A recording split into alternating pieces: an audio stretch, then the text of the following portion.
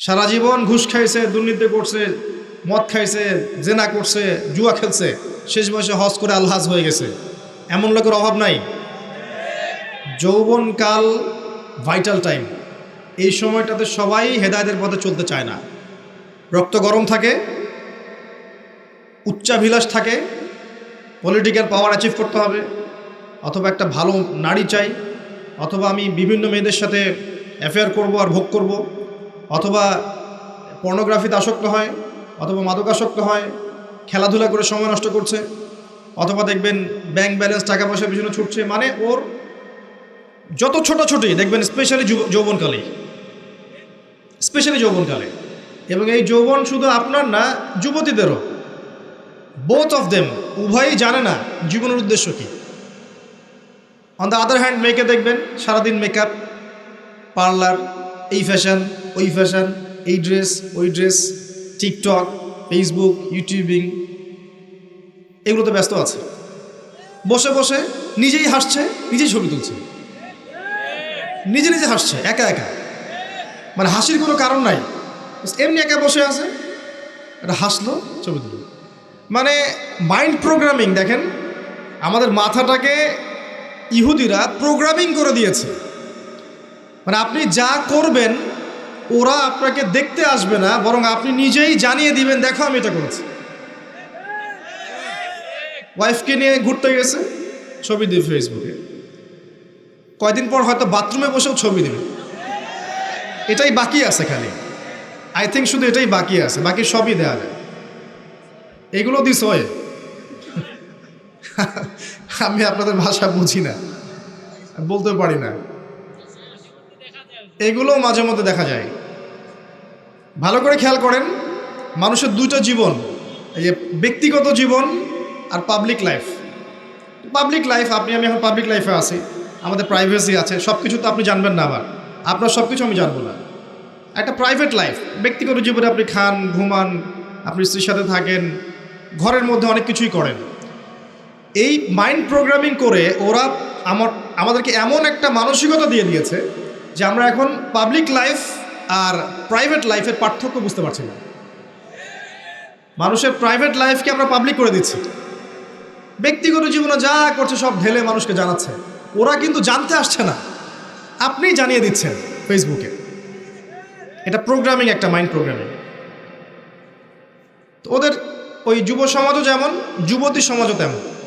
দেখবেন এরাও ফ্যাশন, ওই পার্লার, এই গেট আপ, জিন্স গেঞ্জি, রাস্তায় ঘোরা। তারপরে যদি বুঝায় দেওয়া যায় যে তুমি তো সম অধিকার পাওয়ার যোগ্য, নারী পুরুষের সাথে কোনো পার্থক্য নাই, তুমি বাসায় বসে থাকবে কেন? তুমি বেগম রোকেয়ার উত্তরসূরি না? বাসা থেকে বের হও, ঘর থেকে বের হও, মৌলবাদী পর্দার দর্শন বাদ দাও, পুরুষের কাঁধে কাঁধ মিলিয়ে মাঠে নামো, জাতিকে এগিয়ে নাও। তাহলে তো আর কথাই নাই, ওকে আর ওরা হাতি দিতে পারবে না। ও তখন আকাশে উড়বে, মাটিতে হাঁটবে না, আকাশে হাঁটবে। দাজ্জাল, আমি বলেছি দাজ্জাল, ফেমিনিস্ট রেভলিউশন। এই যে feminist revolution is created by মাসিহুদ দাজ্জাল। দাজ্জালের যারা ফলোয়ার্স আছে এরা এই ফেমিনিস্ট রেভলিউশন ক্রিয়েট করেছে। নবী সাল্লাল্লাহু আলাইহি ওয়াসাল্লাম মেরাজের রাতে যখন গিয়েছেন, একজন ফেরেশতা তাকে দেখে হাসেনি, তার নাম মালেক। সূরা যুখরুফের মধ্যে তার কথা আছে। তিনি জিবরাইলকে জিজ্ঞাসা করেছিলেন আলাইহিস সালাম, ও হাসছে না কেন? জিবরিল আমিন বলেছেন, তাকে আল্লাহ পাক জাহান্নামের প্রহরী হিসেবে সৃষ্টি করেছেন। যেদিন থেকে আল্লাহ তাকে এই দায়িত্ব দিয়েছেন ওই দিন থেকে মুখের হাসি উড়ে গেছে। আর জাহান্নামে তিনি ছাড়াও আরও 19 জন বড় বড় ফেরেশতা থাকবেন। আলাইহা তিসআতা আশার, কোরআনে আছে। আরও অগণিত ফেরেশতা থাকবেন যারা দায়িত্ব পালন করবেন। নবী সাল্লাল্লাহু আলাইহি ওয়াসাল্লামকে দেখানো হলো জাহান্নামের আযাব, তিনি দেখলেন, পৃথিবীতে এসে বললেন মেরাজ শেষে যে আমি জাহান্নামকে দেখেছি, যেখানে উদ্ধত এবং অহংকারীরা আছে, এবং সেখানকার বেশিরভাগ অধিবাসী হচ্ছে মহিলা, নারী। তার মানে শোনেন, এই হাদিসের ভুল ব্যাখ্যা বোঝেন না। এটা সমস্ত উম্মতদের জন্য নয়, এটা এই উম্মতের জন্য খাস। নবী সাল্লাল্লাহু আলাইহি ওয়াসাল্লামকে মেরাজের রাতে যে শাস্তিগুলো দেখানো হয়েছে, এগুলো এই উম্মতের জন্য বেশি খাস। এই উম্মতের মানুষ বেশি সুদ খাবে, বেশি জেনা পরকিয়া করবে, এতিমের মাল আত্মসাৎ হবে এই উম্মার মধ্যে বেশি। এই উম্মতের বক্তারা জান অনুযায়ী আমল করবেন অনেকেই। এই উম্মতের নারীরা বেশিরভাগ জাহান্নামে যাবে। শেষ 100 বছরের দিকে তাকান, বেশিরভাগ অনুসারী যদি জাহান্নামে যায় মহিলা এই উম্মতের, তার মানে এই উম্মতের মহিলাদের সাথে শেষ জামানায় এমন কিছু হবে যার ফলে তারা আর দিনের পথে থাকতে পারবে না। শেষ জামানায় এমন কিছু ওদের সাথে হবে যার ফলে ওরা তাওহীদ, দিনের জ্ঞান অর্জন, সুন্নত, পর্দা, হালাল এই বিষয়গুলো মেনে চলতে পারবে না, প্রতিবন্ধকতার শিকার হবে। আর সেই বিষয়টাই বলেছে আমি আমার ব্যাখ্যায়, এটা হচ্ছে ফ্যামিনিস্ট রেভলিউশন, নারীদের এই অবাধে বেলাল্লাপনা। এটা আজকে থেকে 100 বছর আগে ছিল না। আজকে থেকে 100-200 বছর আগে দিকে তাকিয়ে দেখেন, এরকম পশ্চিমা ধাঁচে সারা বিশ্বে মুসলিম কান্ট্রিগুলোতে মেয়েরা এইভাবে ঘুরে বেড়ায়নি কখন। যারা নারীরা এখন পুরুষের আসন নিয়ে নিয়েছে, আর পুরুষ হয়ে গেছে নারী। পোশাক পরিবর্তন হয়ে গেছে, নারী পুরুষের পোশাক পরছে, মেয়ে নারীর পোশাক পরছে। দেধার সে ফ্রি মিক্সিং, যেখানে যাবেন ফ্রি মিক্সিং, মার্কেটে যান ফ্রি মিক্সিং, স্কুলে যান ফ্রি মিক্সিং। ফ্রি মিক্সিং বোঝেন তো? মানে আপনার পাশে বসে আছে গায়রে মাহরাম, আপনার মনে হবে সে আমার কলিগ। আপনার পাশে বসে আছে একটা গায়রে মাহরাম যার সামনে পর্দা করা ফরজ আল্লাহ করেছেন, আপনার কাছে মনে হবে সে আমার কাজিন, সে আমার সহপাঠী, সে আমার ফ্রেন্ড, সে আমার ভাইয়া, সে আমার টিচার। এটা মনে হবে। আল্লাহ ওদের সাথে পর্দা করা ফরজ করেছেন, কিন্তু ওই মেয়ের কাছে মনে হবে এই ব্যাপার। এটা ফ্রি মিক্সিং। স্কুলে ফ্রি মিক্সিং।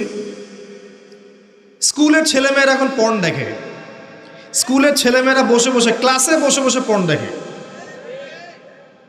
এটা সেকুলারদের মিডিয়া থেকে খবরগুলো বলছে, ইসলামিক মিডিয়া তো নাই আমাদের কাছে। সেকুলারদের মিডিয়া থেকে খবরগুলো বলছে, রিপোর্ট হয়েছে এগুলো নিয়ে অনেক, ইউটিউব ঘাটে। ক্লাসে বসে বসে ছেলে মেয়ে পর্ন দেখছে, স্কুলের ছেলেরা, স্কুলের মেয়েরা। আজকে থেকে 50 বছর আগে কল্পনা করতে পারতেন? আমরা করেছি এগুলা? আমরা তো বেশি বয়স না, আমরা করেছি। এখনকার কলেজে যাবেন ফ্রি মিক্সিং, গ্রুপ স্টাডি করতেছে বসে, ছেলে টিচার মহিলাদেরকে পড়াচ্ছে, মেয়েদেরকে পড়াচ্ছে ব্যাচ করে। ছেলে টিচার, মেয়ে টিচার, ছেলেরা ব্যাচ করে পড়ছে। গায়রে মাহরাম, পর্দা করা ফরজ ছিল। বোঝানো হয়েছে সে তো শিক্ষক, আমি তো ছাত্র, সে আমার টিচার, আমি তার ছাত্রী। বাবার মতো সম্মান তার আমার। এই বাবার মতো সম্মান করতে গিয়ে মাঝে মাঝে বাবার ভূমিকায় গায়ে হাতও দিচ্ছে, মা ভালো থাকো।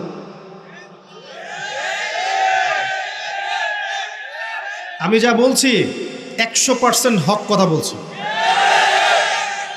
ইউনিভার্সিটিগুলোর মধ্যে এগুলো হচ্ছে, এবং আমরা ইউনিভার্সিটির সিঁড়ি পেরিয়ে এই চেয়ারে বসেছি, এমনি এমনি বসিনি। এগুলো হচ্ছে।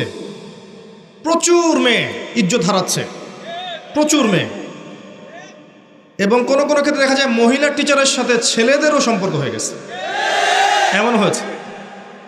তাহলে এটা নিশ্চয়ই শিক্ষা ব্যবস্থার উন্নতি, অগ্রগতি, প্রগতি বলতে পারি না আমরা। তাহলে কি শিখালাম আমরা জাতিকে? আমরা আসলে কি শিখছি আর কি শিখাচ্ছি? শালীনতাই যদি শেখাতে না পারলাম, একটা শালীন সমাজ গড়তে না পারলাম, সমাজের মধ্যে বাহির থেকে দেখে মনে হয় সমাজ এগিয়ে যাচ্ছে, ভিতরে দেখা যায় সমাজের কাঠামো ভিত্তিহীন, তাহলে আপনি কি করছেন?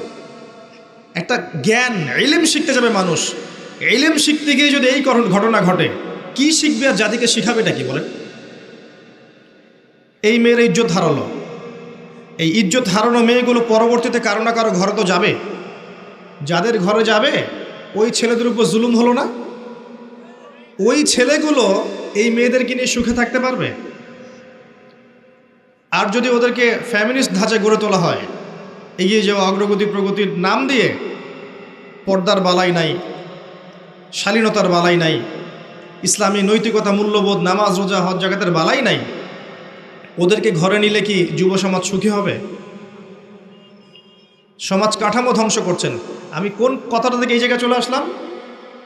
বেশিরভাগ নারী এই যুগের এই জামানার জাহান্নামে যাচ্ছে, কারণ তাদের সাথে কিছু একটা হচ্ছে এই যুগে যেটা আগে হয়নি।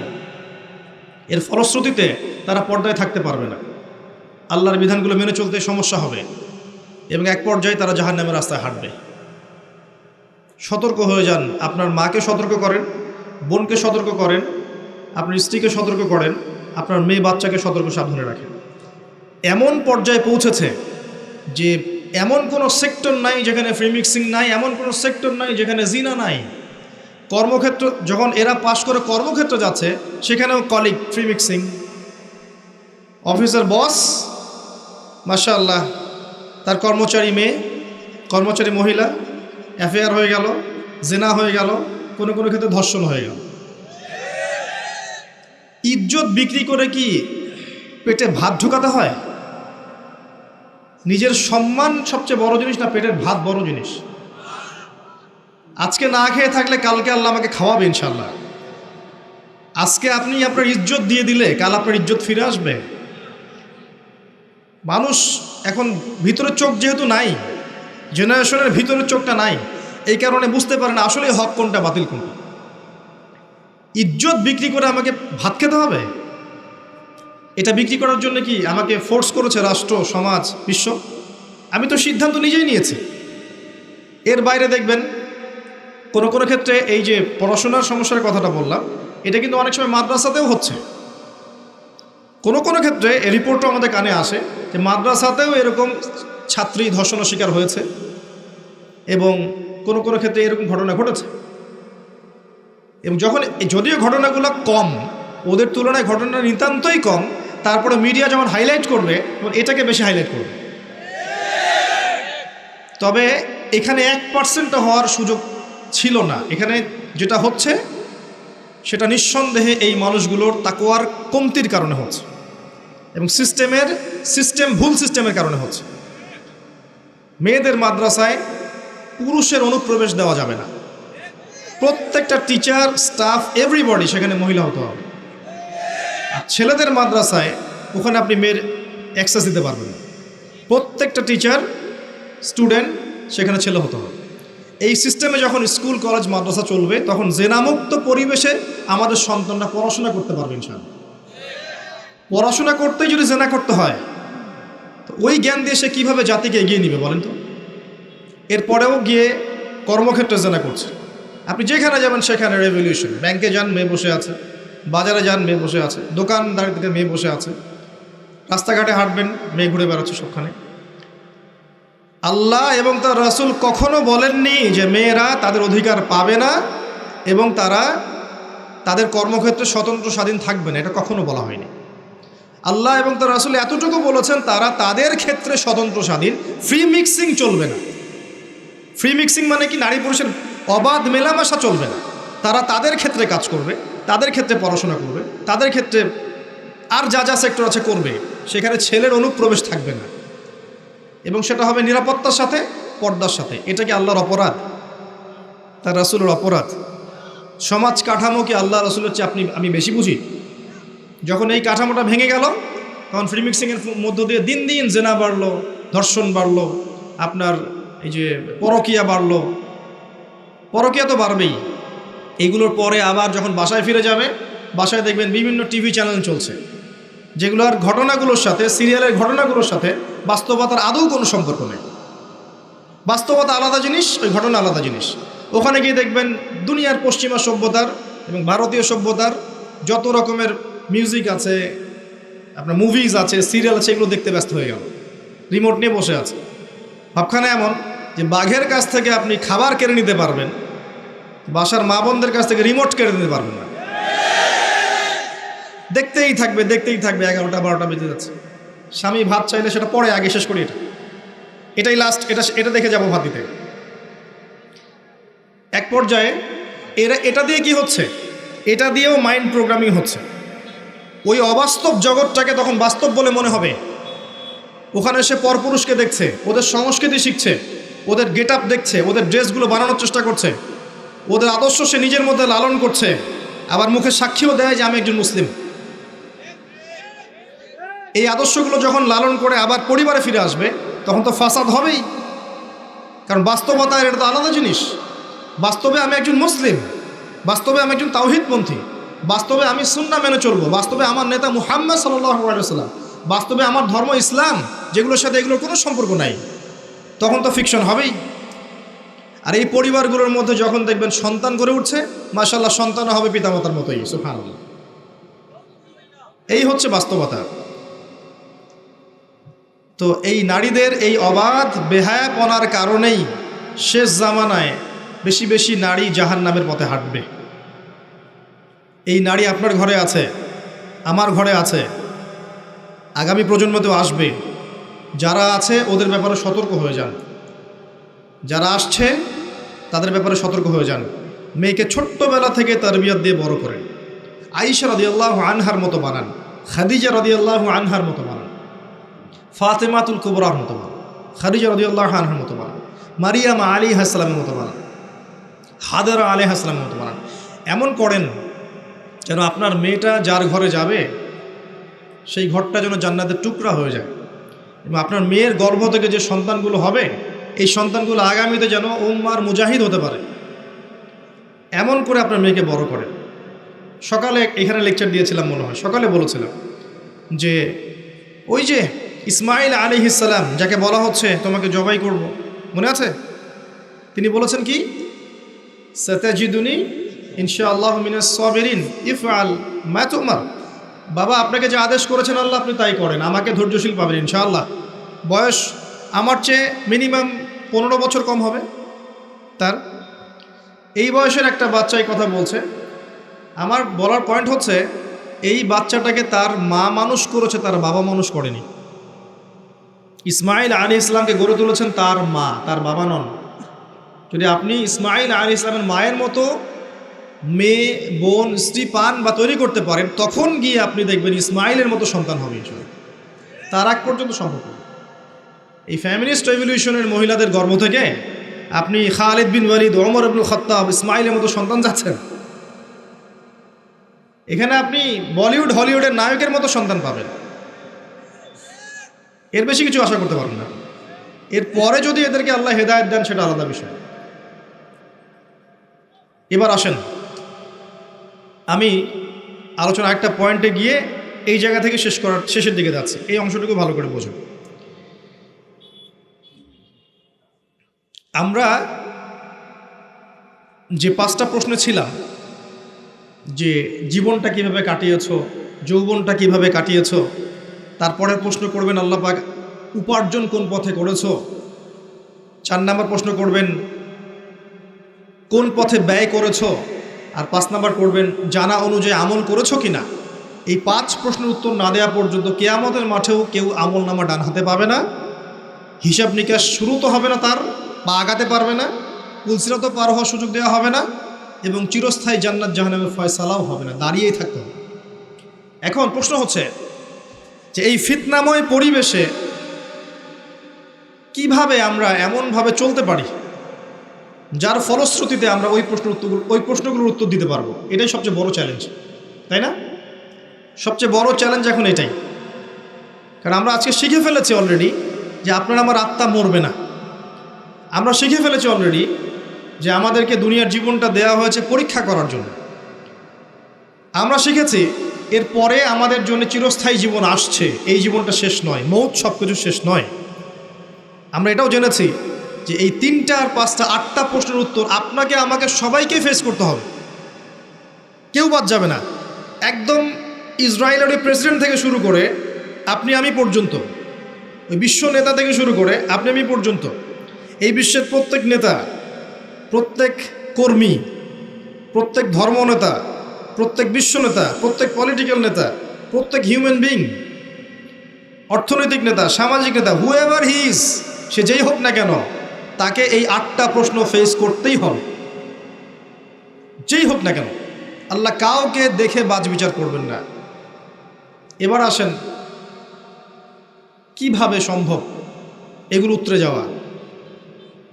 1 নম্বরে আসে, যদি আপনি আমি শিরিক না করি, শোনেন আমার কথা, আপনি আমি যদি শিরিক না করি তাহলে মান রব্বুক উত্তর দিতে পারবেন ইনশাআল্লাহ। শিরক কি, কেন, কত প্রকার শেখার জন্য একটা বইয়ের নাম বলে দিচ্ছি, কিতাবুত তাওহীদ। এই বইয়ের অনেক প্রকাশনা সংস্থা থেকে ছাপানো হয়েছে এবং ব্যাখ্যা করা হয়েছে। কিতাবুত তাওহীদ অনলাইনে খুঁজবেন, অফলাইনে কিনবেন। আমি রিকোয়েস্ট করব সবার বাসায় একটা করে লাইব্রেরি করবেন, পারবেন না? প্রত্যেকের বাসায় একটা করে লাইব্রেরি করবেন, পার্সোনাল লাইব্রেরি। সেখানে কোরআনের তাফসির কিনবেন, হাদিসের বইগুলো কিনবেন, ইতিহাসের বইগুলো কিনবেন, ফিকহের বই কিনবেন, রাসূলের সিরাতগুলো কিনবেন, সাম্প্রতিক বিশ্বের বইগুলো কিনবেন। একটা পার্সোনাল লাইব্রেরি আপনার থাকবে, যেখানে আপনি প্রতিদিন 1 ঘন্টা 2 ঘন্টা সময় ব্যয় করবেন। এই ফোনটা বন্ধ করে রেখে দিন। ওইখানে যখন বসবেন ফোন অন করবেন, ফোন অন করবেন না, ফোন বন্ধ থাকবে। আপনি 2 ঘন্টা পড়াশোনা করবেন, তারপরে বেরোবেন। পারবেন না? মাসে 5,000 টাকার বই কিনবেন, পারবেন? 5,000 টাকা আপনার গার্লফ্রেন্ডের পিছনে যায় মাসে, পারবেন না বই কিনতে? ফোনের পিছনে যায়, মেগাবাইট কিনতেও দেখবেন 1,000 টাকা যায়। আসেন, তাওহীদে থাকতে হবে।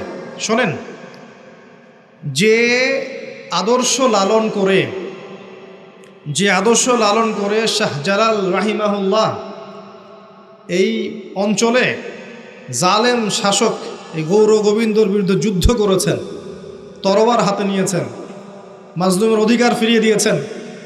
আপনাদের এই জায়গাটা বরকতময় হয়ে গেছে মাশাআল্লাহ।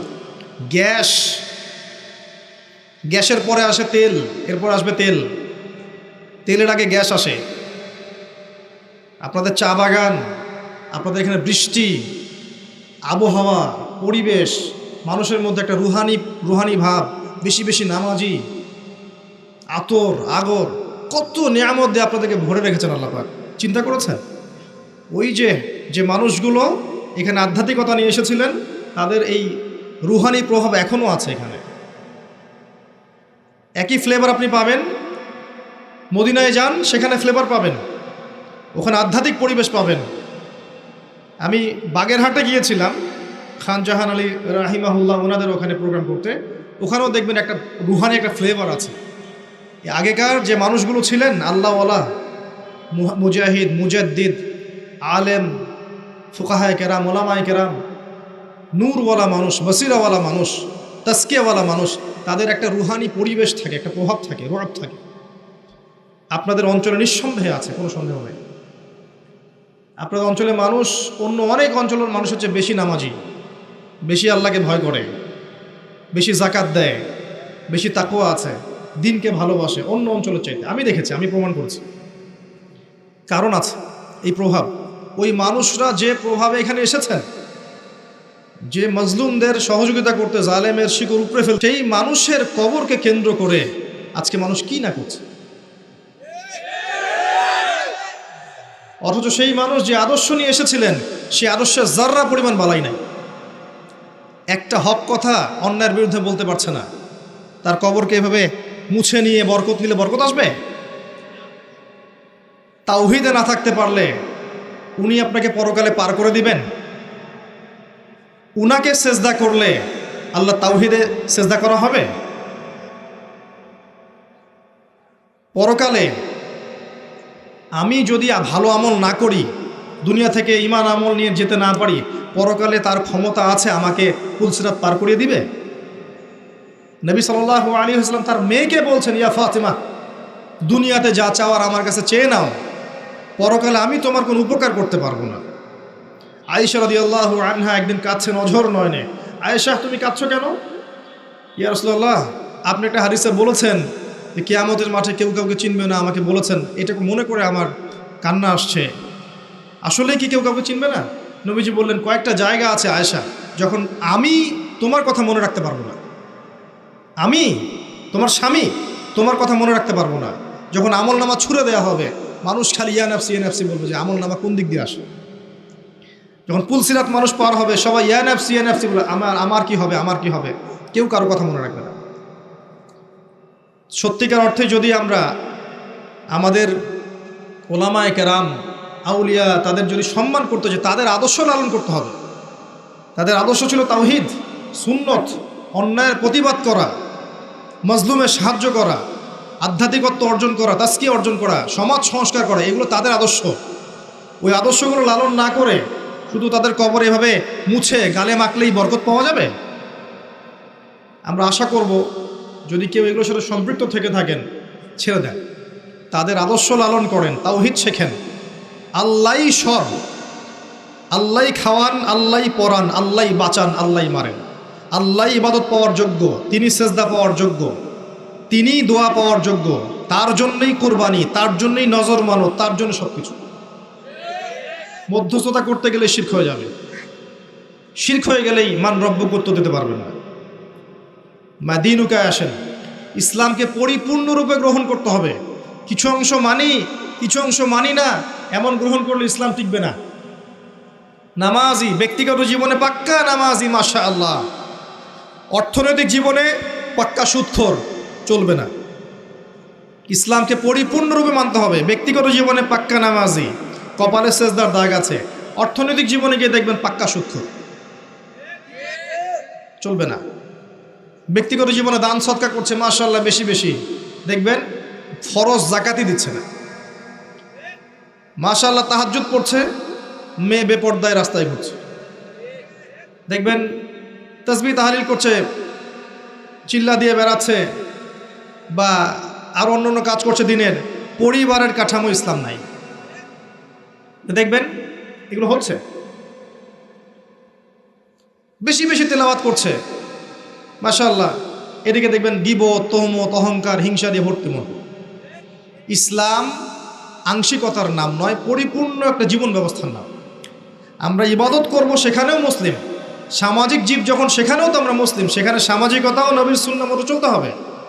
অর্থনীতি চালাবো, সেখানেও মুসলিম, সেখানেও অর্থনীতির ক্ষেত্রে আল্লাহর দেওয়া অর্থনীতি গ্রহণ করতে হবে। আপনি সমাজ চালাবেন, সেখানেও সামাজিক নীতিনীতির ক্ষেত্রেও ইসলামিক আদর্শ গ্রহণ করতে হবে। পরিবার চালাবো, সেখানেও থাকতে হবে। যদি আল্লাহ পাক আপনাকে বিশ্বের নেতৃত্ব দেন, সারা বিশ্বে ইসলামিক লজ ইমপ্লিমেন্ট করার দায়িত্ব তখন আপনার উপর বর্তাবে। প্রত্যেকটা ক্ষেত্রে আপনি মুসলিম। শুধুমাত্র ধর্মীয় জীবনে মুসলিম আর অন্য জীবনে আমি মুনাফিক কাফের হয়ে থাকবে, এমন হবে না। যদি হয় মাদিনুক, অ্যান্সার আসবে না। মাদিনুক, অ্যান্সার আসবে না।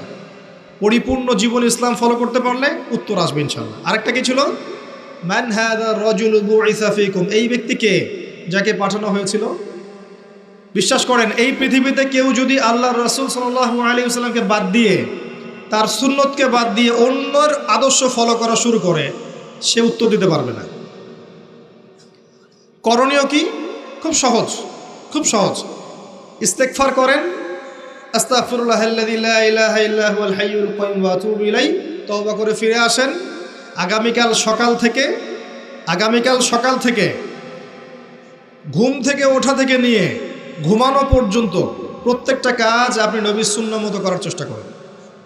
ঘুম থেকে ওঠেন, দোয়া পড়েন, বাথরুমে যান, দোয়া পড়েন, বের হন, দোয়া পড়েন, খাইতে বসেন, দোয়া পড়েন, খাওয়া শেষ, দোয়া পড়েন, নামাজে যান, হেঁটে হেঁটে যান, নামাজটা তার মতো ধীর স্থিরভাবে পড়েন, বসে থাকেন, জিকির আজগার করেন, জিকির আজগার শেষ তেলাওয়াত করেন এক পারা করে আপনি স্কুলে চলে যান, কলেজে যান, চাকরি ক্ষেত্রে যান, ব্যবসায় যান, সেখানে আমানতদারিতা বজায় রাখেন, ইসলামিক নৈতিকতা বজায় রাখেন। বাসায় ফিরে আসেন, পরিবারকে ইসলামের মতো সময় দেন, রাতে আবার ঘুমিয়ে যান। সারা দিন ইবাদত, সারাটা দিন ইবাদত। আপনি লেখাপড়া করছেন, এমন জ্ঞান অর্জন করেন যেই জ্ঞান দিয়ে আপনি দিনের খেদমত করতে পারবেন। আপনি ব্যবসা করছেন, আমানতদারিতা বজায় রেখে, কাউকে না ঠকিয়ে, মাপে কম না দিয়ে, সিন্ডিকেট না করে ব্যবসা করেন, নেকি হবে।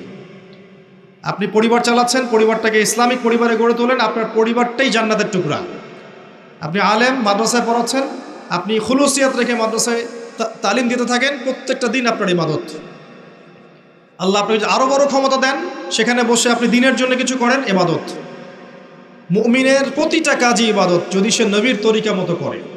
যদি করে তবেই উত্তর দিতে পারবে, হ্যাঁ ওই ব্যক্তি হচ্ছেন মুহাম্মদ সাল্লাল্লাহু আলাইহি ওয়াসাল্লাম। তার আগ পর্যন্ত পারবে না। যদি অন্যের আদর্শ গ্রহণ করে কি হবে শোনেন। যদি অন্যের আদর্শ গ্রহণ করে, তাহলে আল্লাহ পাক বলেছে সূরা ফুরকানের মধ্যে, ইয়াউমা ইয়াউদ্দু যালিমু আলা ইয়াদাইহি, জালেমরা ওই দিন তাদের হাত এভাবে কামড় দিবে, হাত কামড় দিতে থাকবে এবং বলবে, ইয়া লাইতানি ইত্তাখাযতু মা'আর রাসূলি সাবিলা, হায় আমি যদি রসুলের সাবিল বা পথ গ্রহণ করতাম কতই না ভালো হতো। ইয়া ওয়াইলাতা লাইতানি, হায় আমার দুর্ভাগ্য, লামাত্তাখিজ ফুলালান খলিলা, আমি যদি ওকে বন্ধুরূপে গ্রহণ না করতাম। আজকে যদি আমাদের আদর্শ হয় পশ্চিমারা, আজকে যদি আমাদের আদর্শ হয় পশ্চিমার কোনো নেতা, তাদের কোনো অ্যাসোসিয়েশন, তাদের কোনো সংগঠন, বা জিউজরা বা মোশরেকরা বা বুদ্ধিস্টরা বা খ্রিশ্চানরা, কোশ্চিনকালেও সে মান্নাবিও উত্তর দিতে পারবে না।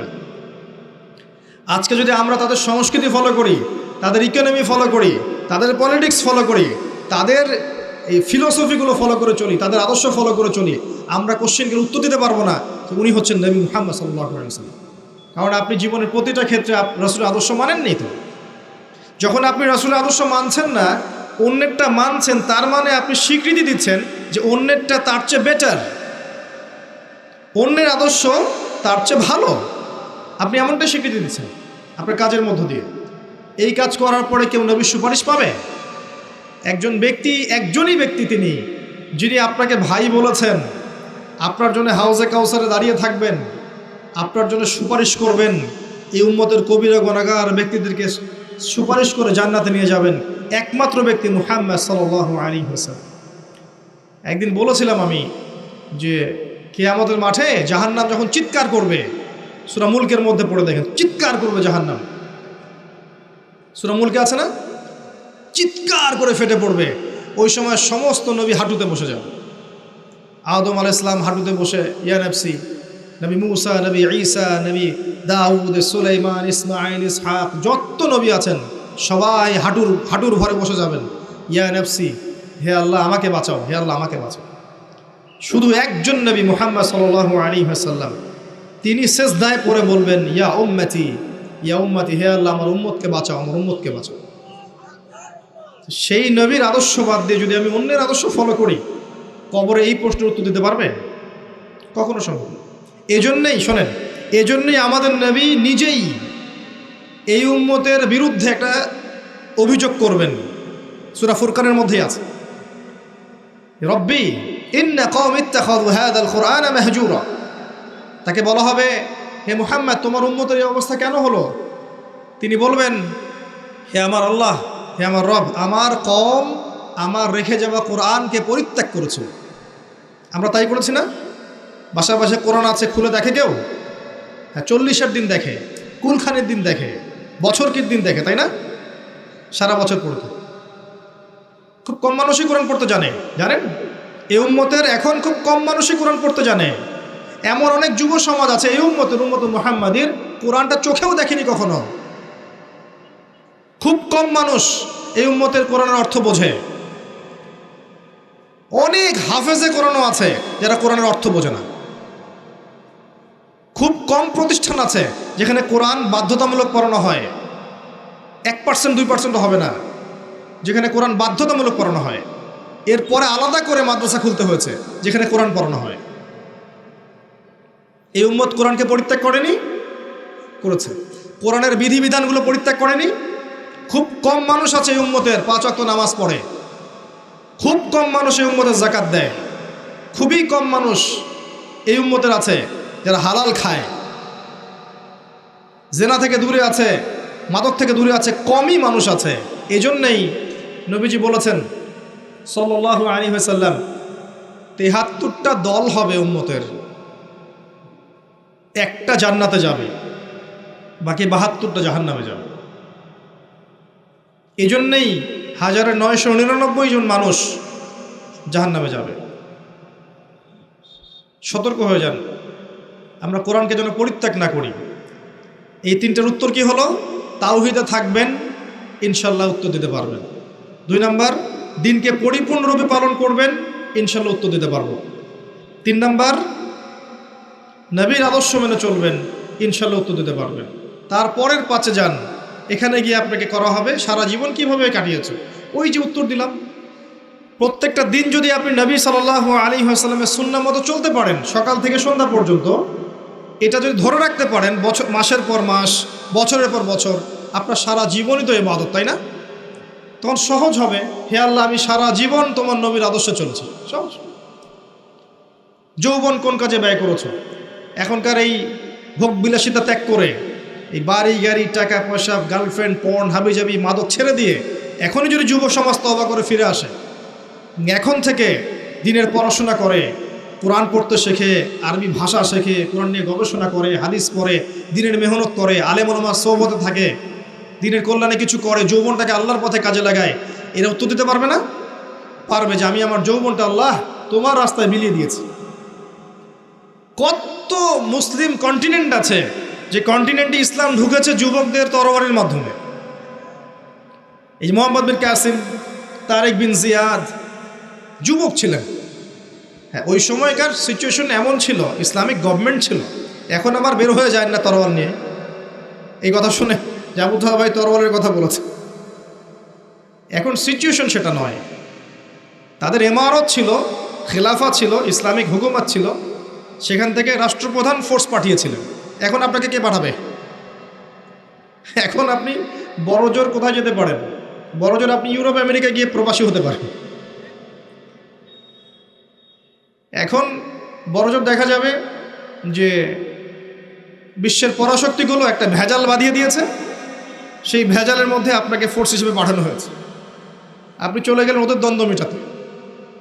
যাই হোক, এই যৌবনকালে যারা আল্লাহর ইবাদত করবে, নবী সাল্লাল্লাহু আলাইহি ওয়াসাল্লাম বলেছেন আরশের ছায়ার নিচে আল্লাহ পাক তাদেরকে ছায়া দিবে। এর চেয়ে বড় সৌভাগ্য হতে পারে? যুবকদের হাতে ইসলামের বিজয় লেখা আছে। এই জামানার যুব সমাজ এবং তার পরবর্তী প্রজন্ম ইনশাআল্লাহ আমরা বিশ্বাস করি আগামী দিনের সোনালী দিন তারা দেখে যাবে ইনশাআল্লাহ। তবে শর্ত হচ্ছে সমস্ত পাপ থেকে তওবা করে আজকেই দিনের পথে ফিরে আসতে হবে। যুবক যুবতী সবাইকে বলছে, একজন যুবক যেমন একটা কমিউনিটির জন্য যথেষ্ট, একজন যুবতী মাও কিন্তু দেখবেন একটা জাতির ভবিষ্যৎ গড়ে দিবেন ইনশাআল্লাহ। একটা যুবতী মা যদি এখন মেয়ে যদি তওবা করে মা হয়, পরবর্তীতে মুমিনা হয়, মুসলিমা হয়, সালেহা হয়, তার গর্ভ থেকে যদি একটা আহমদ বিন হাম্বাল বের হয়, একটা ইমাম আবু হানিফা বের হয়, একটা ইমাম শাফিঈ বের হয়, একটা তারেক বিন জিয়াদ বের হয়, আগামী দিন দেখবেন যে ওই মানুষরাই এই সমাজ পরিবর্তন করে ফেলেছেন। তো আমরা তাদেরকে আল্লাহর পথে ফিরে আসার জন্য তওবা করার নসিহত করবো। আল্লাহ পাক তৌফিক দান করুন, আমিন। জিজ্ঞেস করা হবে কোন পথে অর্থ উপার্জন করেছো? আজকে সুদ খাচ্ছি, ঘুষ খাচ্ছি, দুর্নীতি করছি, আত্মসাৎ করছি, পরোয়া করছি না। কোন পথে খরচ করেছো? যা ইচ্ছা তাই খরচ করছি। বাড়ি করে রেখেছেন সিলেটে, থাকার লোক নাই, আপনি পড়ে আছেন ওইখানে। কত দিনই কাজকর্ম আছে, প্রতিটা কাজ শুধুমাত্র এক আল্লাহর সন্তুষ্টির জন্য করতে হবে। যদি আপনি একটা সমাবেশের মধ্যে আল্লাহকে স্মরণ করেন, আল্লাহ এর চেয়ে উত্তম সমাবেশে আমাদের কথা স্মরণ করবেন। আল্লাহ পাক এত কাছে আছেন যে প্রত্যেক রাতের শেষ অংশে আল্লাহ পাক প্রথম আকাশে নেমে আসা। আল্লাহর নেমে আসাটা কেমন সেটা আমরা ব্যাখ্যা করতে পারবো না, এটা ব্যাখ্যা করার জ্ঞান যোগ্যতা কোনোটাই আমাদের নেই। আল্লাহর রহমত নিকটবর্তী হয়, গরম করে বেশি গরম, আল্লাহ পাকের রহমত নিকটবর্তী হয়। এই সময় আল্লাহ পাক আহ্বান করতে থাকেন বান্দাদের উদ্দেশ্যে, কে আছো আমার কাছে কিছু চাইবে, আমি তোমাকে সেটা প্রদান করব। কে আছো আমার কাছে কিছু দোয়া করবে, আমি তোমার দোয়া শ্রবণ করব। কে আছো আমার কাছে ক্ষমা চাইবে, আমি তোমাকে মাফ করব। প্রত্যেক রাতের শেষ অংশে আল্লাহ রাব্বুল আলামিন এইভাবে আহ্বান করতে থাকেন ফজর পর্যন্ত। আর এই সময়টা দেখবেন আমরা হয় ঘুমে কাটাই, অথবা ফেসবুক, অথবা ইউটিউব, অথবা ক্যাসিনোর মধ্যে, কেউ জুয়াখানায়, কেউ পতিতালয়ে, কেউ আল্লাহ বিরোধী পরিকল্পনা করতে ব্যস্ত থাকে। কিন্তু আল্লাহ পাক প্রত্যেক রাতে তার বান্দাদের উদ্দেশ্যে এই আহ্বানটা করে থাকেন। আল্লাহ পাক এত কাছে। মানুষ সেই আল্লাহকে ভুলে গেছে যেই আল্লাহ পাক ছাড়া ইবাদত পাওয়ার যোগ্য দ্বিতীয় কোনো ইলাহ নেই। একসময় যে আল্লাহ ছিলেন আর কিচ্ছু ছিল না, শুধু আল্লাহ ছিলেন, আর কিছুই ছিল না, এই মহাবিশ্বের কিচ্ছু ছিল না। একসময় শুধু আল্লাহ থাকবেন, এই মহাবিশ্বের কিচ্ছু থাকবে না। কুল্লু মান আলাইহা ফান ওয়া ইয়াবকা ওয়াজহু রাব্বিকা যুল জালালি ওয়াল ইকরাম, প্রত্যেকটা বিষয় বস্তু ফানা হয়ে যাবে, শুধুমাত্র আল্লাহ রব্বুল আলামিনের সত্তাটা বাকি থাকবে। আল্লাহ পাক সূরা আর রহমানে একটা আয়াত বারবার বলেছেন, ফাবিআইয়ি আলাই রাব্বিকুমা তুকাযযিবান, তোমরা দুই জাতি জিন আর মানুষ, তোমরা আল্লাহর কোন কোন নিয়ামতকে অস্বীকার করবে। কেন জিন আর মানুষকে বলা হচ্ছে? কারণ সূরা জারিয়াতের 56 নম্বর আয়াত আল্লাহ পাক বলেছেন, ওয়ামা খালাকতুল জিন্না ওয়াল ইনসা ইল্লা লিয়াবুদুন, আমি জিন আর মানুষকে শুধুমাত্র আমার ইবাদত করার জন্য সৃষ্টি করেছি। এই কারণে জিন আর মানুষকে উদ্দেশ্য করে আল্লাহ পাক সূরা আর রহমানে বারবার বলছেন, তোমরা আমার কোন কোন নিয়ামতকে অস্বীকার করবে। আল্লাহ রাব্বুল আলামিন এই সূরার মধ্যে বলেছেন যে আল্লাহ পাক তার সৃষ্টির এই যে কাজ, এতে ব্যস্ত থাকেন, প্রত্যেকটা মুহূর্ত তিনি ব্যস্ত থাকেন। তবে সানাফরুগু লাকুম আইয়ুহাস সাকালান, শীঘ্রই তোমাদের দুই জাতির জন্যে আমি ফারেক হচ্ছি, দাঁড়াও, তোমাদের বোঝাপড়ার জন্যে শীঘ্রই আমি ফারেক হচ্ছি, থামো। সানাফরুগু লাকুম আইয়ুহাস সাকালান, এই আয়াতটা এই সূরার মধ্যে একটা ভয়ঙ্কর আয়াত। আল্লাহ পাক জিন আর মানুষকে বলছেন, আমি বিজি আমার কাজে, কিন্তু তোমাদের জন্য আমি শীঘ্রই ফারেক হব, কিয়ামত ঘটানোর পরে তোমাদের হিসেব নিকেশের জন্য আমি শীঘ্রই নিজেকে ফারেক করছি, ওয়েট করতে থাকো, জাস্ট ওয়েট অ্যান্ড সি। মানুষ সে আল্লাহকে ভুলে গেছে যে আল্লাহ রাব্বুল আলামিন এখন জানেন যে আপনি কতদিন বাঁচবেন, জীবনে কি করবেন, কোন দিন আপনি কোন কোন বেলায় কি কি খাবার খাবেন, কোথায় কোথায় আপনি কি কি পাপ করবেন এবং কোথায় কোথায় আপনি কি কি পুণ্য করবেন, আল্লাহ পাক এখনই জানেন। আল্লাহ পাক জানেন আমাদের মধ্যে এখানে বসে থাকা প্রত্যেকটা মানুষ কে কোথায় কিভাবে মারা যাবে, কার জীবনে কি আছে, কার পরকালে কি আছে। আমাদের এখানকার মানুষদের মধ্যে কে কবরের প্রশ্নের উত্তর দিতে পারবে কি পারবে না, আল্লাহ এখনই জানেন। আল্লাহ পাক এখনই জানেন, এই মুহূর্তেই জানেন যে আমাদের মধ্যে কয়জন মানুষ এখানকার মধ্যে জান্নাতে যাবে, আর জান্নাতে যাওয়ার কোটি কোটি বছর পরে ওই বান্দারা কি কি নিয়ামত ভোগ করবে, আল্লাহ পাক এখনই রাইট নাও সেটা জানেন।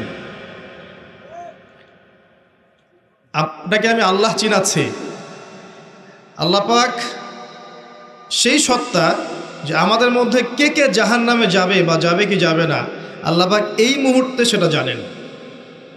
এবং জাহান্নামে যাওয়ার কোটি কোটি বছর পর তাদেরকে কি শাস্তি দেওয়া হবে, আল্লাহ এখনই সেটা জানেন।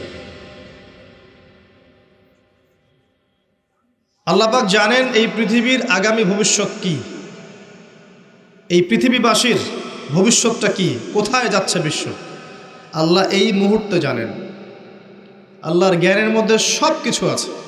শুধু তাই না, পৃথিবীর শুরু থেকে নিয়ে শেষ দিন পর্যন্ত মানব জাতি পৃথিবীর বুকে কি করেছে না করেছে, আল্লাহ পাক প্রত্যেকটা বিষয় লিখে রেখেছেন। ওয়ামা কানা রাব্বুকা নাসিয়া, এবং আপনার রব কিচ্ছু ভুলে যান নাই।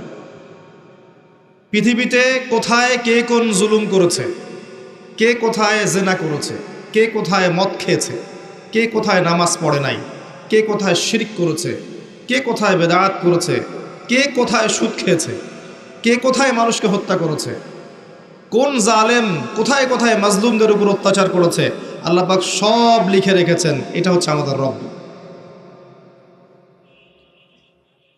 পৃথিবীতে আমরা যখন ছিলাম না, আল্লাহ রাব্বুল আলামিন আমাদেরকে রুহের জগতে রেখেছিলেন, আলমে আরওয়াহ বা রুহের জগতে। সেখানে আমাদের আত্মাগুলো ছিল। এই আত্মাগুলোকে একত্রিত করে আল্লাহ পাক জিজ্ঞাসা করেছিলেন, আলাস্তু বিরব্বিকুম, আমি কি তোমাদের রব নই? সবাই আমরা বলেছিলাম, আমরা যারা আছি এখন, জীবিত মৃত ভবিষ্যতে আসবে, আমরা সবাই এক বাক্যে বলেছিলাম, বালা, অবশ্যই আপনি আমাদের রব। আমাদের মনে পড়ে? মনে পড়ে না। এই কথাটা মনে করিয়ে দেওয়ার জন্যেই আল্লাহ পাক প্রত্যেক যুগে যুগে অসংখ্য নবী রসুল পাঠিয়েছেন, আসমানি কিতাব পাঠিয়েছেন যাতে করে ওই কথাটা মনে করিয়ে দেওয়া যায়। কথা বুঝতে পারছেন?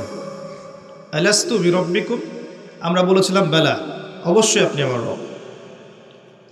সেখান থেকে আমাদের এই যে মাটির দেহ, এর মধ্যে রূহ দেয়া হলো। মাটির দেহটা কিন্তু আপনি না, ওই রূহটা হচ্ছেন আপনি। কারণ আপনার দেহটা পচে যাবে, আপনার আমার দেহের সৌন্দর্য থাকবে, বয়স থাকবে, পচে যাবে, নষ্ট হয়ে যাবে। আপনার রূহ এটা কিন্তু মরবে না। ওই রূহের জগৎ থেকে রূহটা পাঠানো হয়েছে মায়ের গর্ভে। মায়ের গর্ভ থেকে এই যে দুনিয়ার জীবনে, দুনিয়ার জীবন থেকে হয় ইল্লিনে যাবে, না হলে সিজ্জিনে। তারপরে আবার রূহটাকে দেহে ফেরত দেওয়া হবে কিয়ামতের দিন। ওই রূহওয়ালা বডিটার হিসেব হবে এবং সে আত্মা হয়ে যাবে জান্নাতে, না হলে জাহান্নামে। আত্মা কি মরল? আত্মা একটা ভ্রমণ চক্র পার করলো। ইয়া আইয়াতুহান নাফসুল মুতমাইন্নাহ, আছে না? ইরজিই ইলা রাব্বিকি রাদিয়াতাম মারদিয়া, হে প্রশান্ত আত্মা, তোমার রবের দিকে ফিরে আস, সন্তুষ্ট ভাজন হয়ে ফিরে আস। ফাদখুলি ফি ইবাদি, আমার বান্দাদের অন্তর্ভুক্ত হয়ে যাও। ওয়াদখুলি জান্নাতি, জান্নাতীদের অন্তর্ভুক্ত হয়ে যাও। এই রূহ আর আত্মা এর ব্যাখ্যা কি সায়েন্স করতে পারবে? আমাদের এডুকেশন সিস্টেম ব্যাখ্যা করতে পারবে আত্মা কাকে বলে? ফিলোসফি সাবজেক্টের মধ্যে রূহ নিয়ে প্রচুর বই আছে, কেউ আজ পর্যন্ত কোনো কনক্লুশন বা উপসংহারে যেতে পারে নাই যে আসলেই জিনিসটা কি। এমনকি নবী সাল্লাল্লাহু আলাইহি ওয়াসাল্লামকে 3টা প্রশ্ন করা হয়েছিল। আসহাবুল কাহাফের কি হয়েছে, জুলকারনাইন বাদশার কি হয়েছে, আত্মা কাকে বলে। ইহুদিরাই 3টা প্রশ্ন শিখিয়ে দিয়েছিল না, মনে আছে? ওই 3টা প্রশ্নের উত্তর দেওয়ার ঘটনা দিয়েই তো সূরা কাহাফ নাজিল হলো। এখানে আল্লাহ পাক রূহের সংজ্ঞা দিয়েছিলেন, সূরাতুল বনী ইসরাঈলের মধ্যে আছে, ইয়াসআলুনাকা আনির রূহ, তারা তোমাকে আত্মা সম্পর্কে জিজ্ঞেস করে। কুলির রূহ মিন আমরি রব্বি, বলে দাও আত্মা হচ্ছে তোমার রবের একটা আদেশ মাত্র। আল্লাহর আদেশে এসেছে, আল্লাহর আদেশে চলে যাবে। কেউ দেখতে পারবে? পারবে না। সায়েন্স ব্যাখ্যা করতে পারবে? যুক্তি দর্শনের ব্যাখ্যা করতে পারবে? সায়েন্স কি স্বপ্নের ব্যাখ্যা দিতে পেরেছে এখন পর্যন্ত? স্বপ্ন কেন দেখে? একটা স্বপ্ন দেখলাম মনে করেন, এবং স্বপ্নটা সত্য হয়ে গেল, এর ব্যাখ্যা দিতে পারবে? কেন সত্য হলো? স্বপ্ন সত্য হয় না। এখন এক শ্রেণীর মানুষ আছে মনে করে স্বপ্ন বলতে কিছুই নাই, স্বপ্ন সত্য হতে পারে না, এবং স্বপ্ন নিয়ে কিন্তু ঠাট্টা মশকরা করে। কিন্তু দেখবেন মুমিন বান্দাদের স্বপ্ন সত্য হয়। ভালো স্বপ্ন আল্লাহর পক্ষ থেকে দেখানো হয়, সত্য হতে পারে। কোনো কোনো ক্ষেত্রে কাফেরের স্বপ্নও সত্য হতে পারে। এটা আবার কোথায় পেলেন? দলিল দিচ্ছি, সূরা ইউসুফ খোলেন। ইউসুফ আলাইহিস সালাম জেলখানায় আছেন, 2জন কয়েদি, 2জনই অমুসলিম, এসে বলছেন আমি স্বপ্ন দেখেছি যে আমি মনিবকে কিছু পান করাচ্ছি, এবং আমি স্বপ্ন দেখেছি আমার মাথায় রুটি আছে, এখান থেকে কাক বা চিল এটা খেয়ে নিচ্ছে। ইউসুফ আলাইহিস সালাম বললেন, যার মাথা থেকে রুটি খেয়ে নেওয়া হচ্ছে একে শীঘ্রই শুলদণ্ড দেয়া হবে। তাই হলো। আর যে পান করাচ্ছে একে মুক্ত করে দেওয়া হবে। ওই 2 ব্যক্তি কি মুসলিম ছিলেন? সত্য স্বপ্ন দেখেছেন আল্লাহর পক্ষ থেকে। নবুয়তের 46 ভাগের 1 ভাগ কিন্তু সত্য স্বপ্ন। তো শেষ জামানায় মুমিনরা বেশি বেশি সত্য স্বপ্ন দেখতে পারে এবং এগুলো ফলতেও পারে।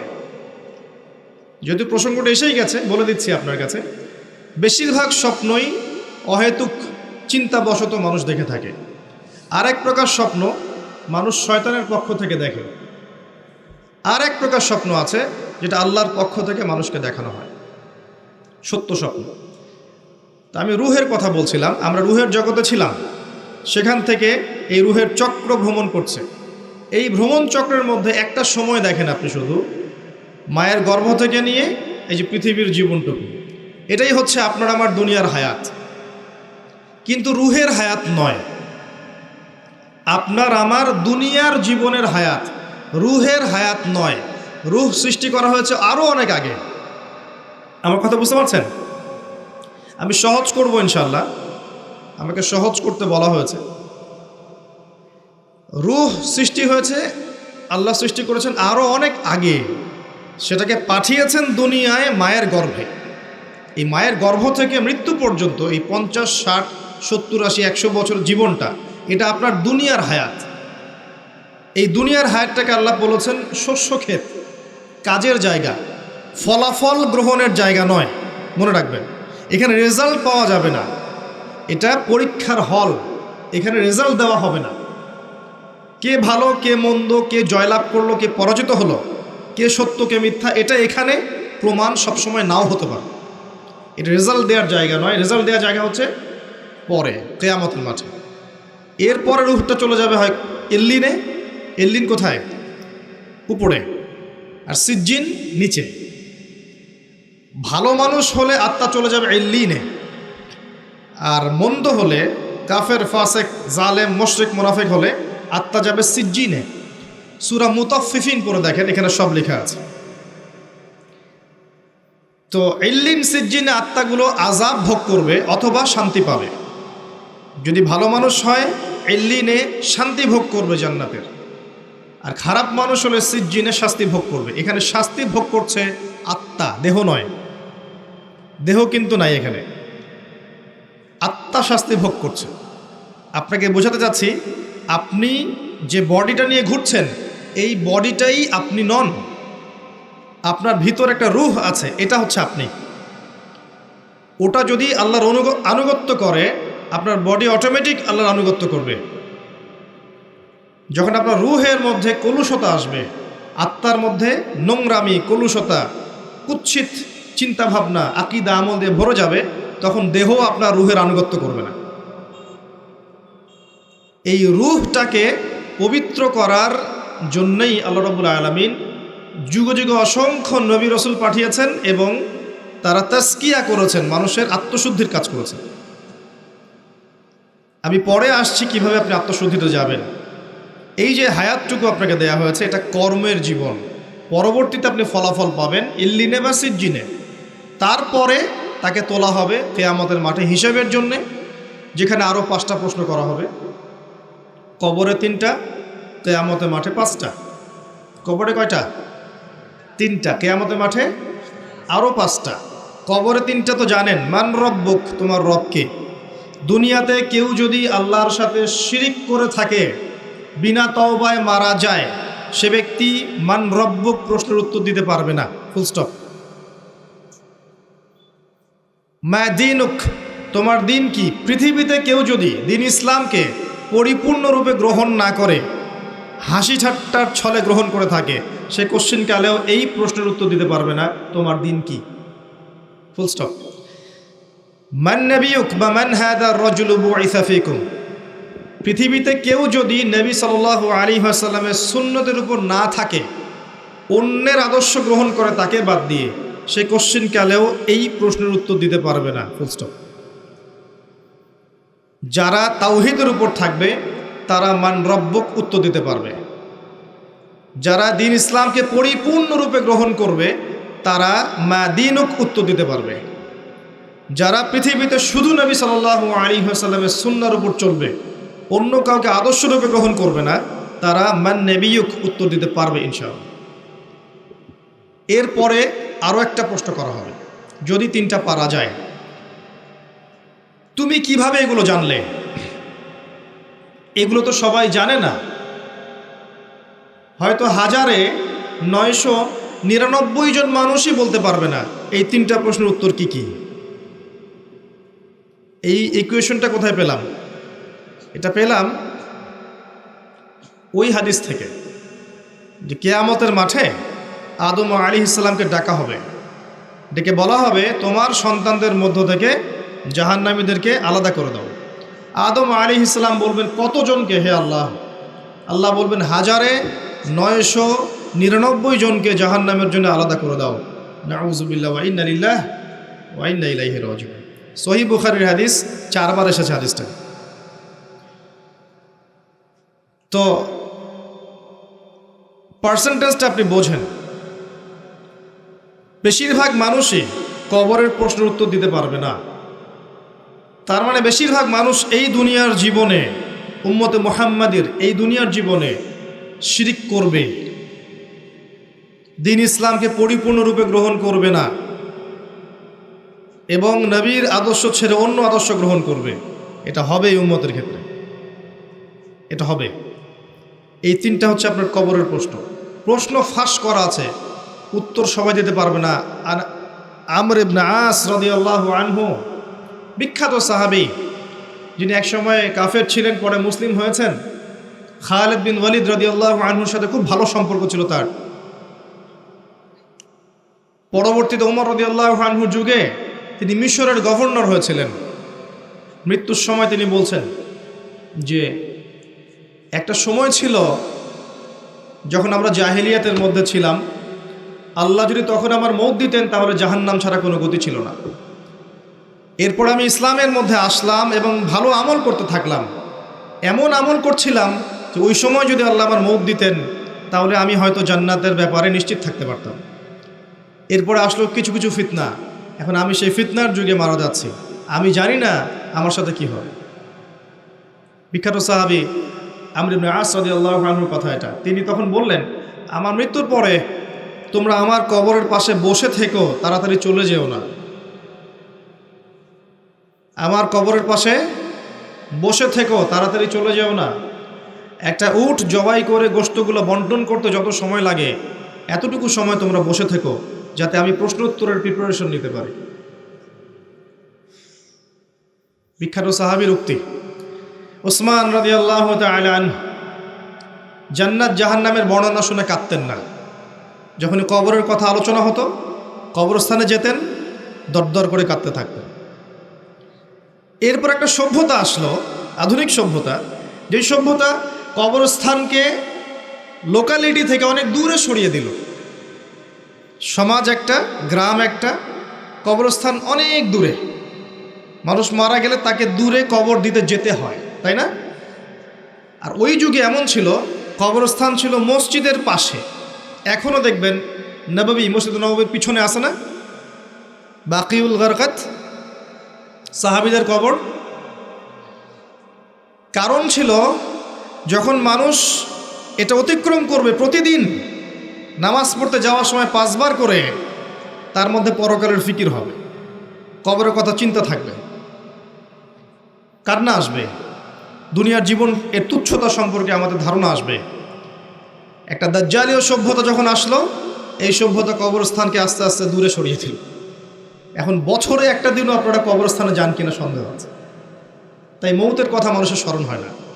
আর তারা চায় যে আমরা মৃত্যুকে ভুলে যাই, তারা চায় যে আমরা মৌতকে ভুলে যাই, দুনিয়ার ভোগ বিলাস নিয়ে ব্যস্ত থাকি। এতে করে ওদের উদ্দেশ্য সফল হবে এবং আমাদেরকে ডমিনেট করা ওদের জন্য সহজ হবে। এই যুগে যা যা হচ্ছে, এগুলো কোনোটাই এমনি এমনি হয়নি। প্রত্যেকটা ঘটনার পিছনে কোনো না কোনো বিষয় আছে। এটা বুঝতে হলে আপনার নূর লাগবে। আমি বারবার একটা কথা বলেছিলাম, নূর লাগবে। নবীজি বলেছেন সাল্লাল্লাহু আলাইহি ওয়াসাল্লাম, ফিতনাটা এত ভয়াবহ হবে, অন্ধকার রাতে কালো পাথরের উপর কালো পিঁপড়া নীরবে হেঁটে গেলে যেমন হয়, ফিতনার ব্যাপারটা তেমন হবে। এত ডিফিকাল্ট।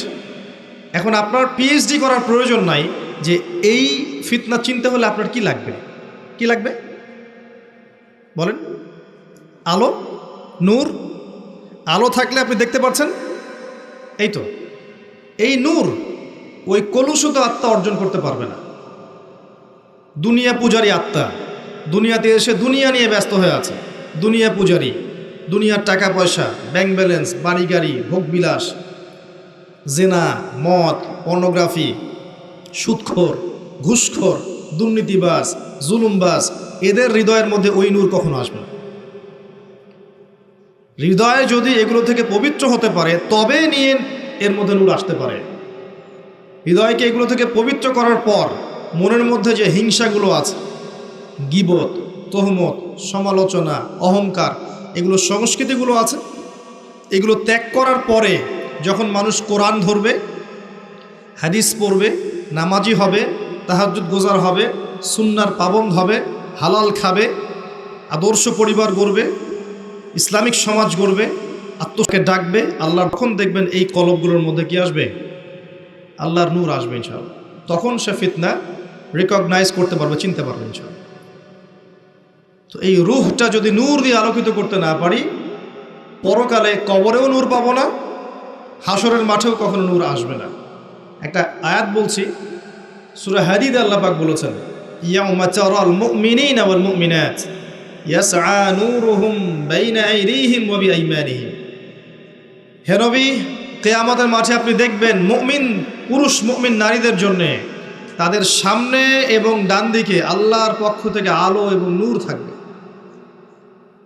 মুনাফিকরা বলবে যে আমাদেরকে নাকতাবিস মিন নূরিকুম, তোমাদের নূর থেকে কিছু আমাদেরকে দাও, আমরা তো পার হতে পারছি না পুলসিরাত। ওদেরকে বলা হবে কিলা রুজিউ ওয়ারাকুম ফালতামিসু নূরা, ফিরে যাও পিছনে, পিছনে ফিরে যেয়ে নূর তালাশ করে আসো। দুনিয়ার জীবন তোমাদেরকে প্রতারিত করেছিল, আজকে তোমাদের জন্য কোনো নূর নাই। আল্লাহ যাকে নূর দিবে না, ফামা লাহু মিন নূর, তার কোনো নূর থাকবে না। নূর নিয়ে এতগুলো কথা এই জন্য বলছি, আমি পরে আসছি টপিকে। এই যুগে যদি আপনি চলতে চান, ফিতনাগুলো চিনে আল্লাহর পথে চলতে চান, এগুলো থেকে দূরে থাকতে চান, আল্লাহর আনুগত্য করতে চান, রাসূলের আনুগত্য করতে চান, পরিস্থিতি বুঝে এগোতে চান, আপনার বাহ্যিক চোখ যথেষ্ট না, আপনার নূর দরকার কলবের মধ্যে। বাহ্যিক চোখ দিয়ে আপনি সব বুঝতে পারবেন না। বাহ্যিক চোখ দিয়ে আপনি দেখবেন বিশ্ব এগিয়ে যাচ্ছে, আর আল্লাহর নূর দিয়ে দেখলে আপনি বুঝতে পারবেন বিশ্ব এগিয়ে যাচ্ছে ঠিকই, তবে এটা তার ধ্বংসের দিকে এগিয়ে যাচ্ছে। দৃষ্টিভঙ্গির বিশাল পার্থক্য দেখবেন আপনি। তো এই যে সময়টা আল্লাহ দিয়েছেন, এই সময়টুকুতে যদি আমরা তাওহীদে থাকি, সুন্নতে থাকি, দিন পরিপূর্ণরূপে পালন করি, কবরের 3টা প্রশ্নের উত্তর দিতে পারবেন ইনশাআল্লাহ। এরপরে আপনাকে রাখা হবে ইল্লিনে, যেখানে আপনি জান্নাতের নিয়ামত ভোগ করবেন। আল্লাহর পরে যারা শহীদ, তাদের ব্যাপারে এসেছে যে তোমরা আল্লাহর পথের শহীদদেরকে নিহত বলো না, মৃত বলো না। তাদেরকে আল্লাহর পক্ষ থেকে রিজিক প্রদান করা হয়। জাফর ইবনে আবি তালিব রাদিয়াল্লাহু আনহু, যিনি মুতার যুদ্ধে শহীদ হয়েছিলেন, তার 2টা হাত কেটে গিয়েছিল। নবী সাল্লাল্লাহু আলাইহি ওয়াসাল্লাম কান্নাকাটি করেছিলেন তার ইন্তেকালের সংবাদ শুনে, কিন্তু একটু পরে মুচকি হেসেছেন। তাকে জিজ্ঞেস করা হলো, কি জন্য আপনি হাসলেন ইয়া রাসূলুল্লাহ? তিনি বললেন, আমি দেখলাম যে জাফর রাদিয়াল্লাহু আনহুকে আল্লাহ এই কাটা 2 হাতের বিনিময়ে জান্নাতে 2টা সবুজ পাখা দিয়েছে। এটা দিয়ে সে জান্নাতে ঘুরে বেড়াচ্ছে এবং ফল খাচ্ছে। তার মানে ইল্লিনে আপনি আপনার কর্মফল ভোগ করবেন, আপনার আত্মা ভালো ফল ভোগ করবে। আর যদি দুনিয়ার কর্মজীবনে খারাপ কাজ করে থাকে, শিরিক করেছে, বেদাত করেছে, হারাম খেয়েছে, সুদ খেয়েছে, ঘুষ খেয়েছে, জেনা করেছে, দুর্নীতি করেছে, জুলুম করেছে অন্যের উপরে, এমন কোনো পাপ নাই দুনিয়াতে করে নাই, এর আত্মা ইল্লিনে যাবে না, সিজ্জিনে যাবে। সিজ্জিন, ওয়ামা আদরাকা মা সিজ্জিন, আল্লাহ বলেছেন তোমরা কি জানো সিজ্জিন কি? কিতাবুম মারকুম, আল্লাহর কাছে লিখিত কিতাব। এখানে আত্মাদেরকে শাস্তি দেওয়া হবে। এই যে বারজাখের জীবনের শাস্তি নবীজি দেখে এসেছেন মেরাজের রাতে, সুদখোরদের মাথা ফাটিয়ে দেওয়া হচ্ছে, রক্তের নদীতে ফেলে মাথা ফাটিয়ে দেওয়া হচ্ছে, এতিমের মাল আত্মসৎকারীরা জ্বলন্ত অঙ্গার গিলে খাচ্ছে, ব্যভিচারকারীদেরকে এই যে পচা গোশত খেতে দেওয়া হচ্ছে, মহিলা জেনাকারদেরকে এই যে বুকের মধ্যে হুক লাগিয়ে ঝুলিয়ে রাখা হয়েছে। এই যে শাস্তিগুলো তিনি দেখে এসেছেন, এগুলো কিন্তু ওই বারজাখের শাস্তি। এটা কিন্তু জাহান্নামের ওই কিয়ামতের মাঠের শাস্তি নয়, কিন্তু বারজাখী জীবনের শাস্তি। দেখেছেন জিহ্বা আগুনের কেচি দিয়ে কেটে দেওয়া হচ্ছে এক শ্রেণীর বক্তার, জানা অনুযায়ী আমল করতো না। এগুলো বারজাখের শাস্তি। তার মানে আত্মার কিন্তু আপনার মৃত্যু হচ্ছে না। এই দুনিয়ার জীবনটাই সব নয়, তাহলে মৃত্যু হয়ে গেলেই সব শেষ হয়ে যাবে না, বরং আপনার আত্মা বাকি থাকবে। আত্মা হয় ইল্লিনে যাবে, না হলে সিজ্জিন। নিষ্কৃতি নাই কোনো, আমাদের কোনো নিষ্কৃতি নাই। আবু বকর সিদ্দিক রাদিয়াল্লাহু আনহু এই জন্য বলতেন, ইয়া লাইতানি লাউ কুনতু শাজারা, হায় আমার দুর্ভাগ্য যদি আমি এই গাছটা হয়ে যেতাম, যার কোনো হিসেব নিকেশ নাই। দুনিয়াতে এসেছি, কাজ করব, ভালো হলে ভালো, খারাপ হলে খারাপ, আত্মার নিষ্কৃতি নাই, ওকে ছেড়ে দেওয়া হবে না। এরপর কিয়ামতের মাঠে দেহটাকে আবার জীবিত করে আবার আত্মা দেয়া হবে। দিয়ে কয়টা প্রশ্ন ভাই? আরও 5টা। এই 5টাও শোনেন। 1 নাম্বার, তোমার সারাটা জীবন কোন কাজে ব্যয় করেছো? নাম্বার 1। নবীজি বলেছেন এই 5টার উত্তর না দেয়া পর্যন্ত কোনো আদম সন্তান 1 স্টেপ সামনে যেতে পারবে না, 1 স্টেপ পিছনে আসতে পারবে না, স্টিল দাঁড়িয়ে থাকতে হবে। খালি পায়ে, নগ্ন শরীরে, গায়ে কাপড় থাকবে না, খালি পা, নগ্ন শরীর। রোদের উত্তাপ তো বুঝতে পারছেন, মানুষের ঘাম টাকনু, হাঁটু, বুক, গলা পর্যন্ত পৌঁছানো। দাঁড়িয়ে আছে। 5টা প্রশ্ন।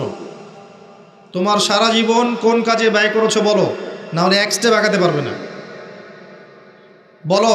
2 নাম্বার প্রশ্ন, স্পেশালি তোমার যৌবন, যুবকদেরকে বলছি, স্পেশালি তোমার যৌবন কোন কাজে ব্যয় করেছো বলো, আগাতে দেওয়া হবে না। না হলে বার্ধক্যে অনেকেরই মৌতের ফিকির আসে, সারা জীবন সুদ খেয়ে শেষ বয়সে চিল্লা দিয়ে এসেছে, এমন লোক আছে।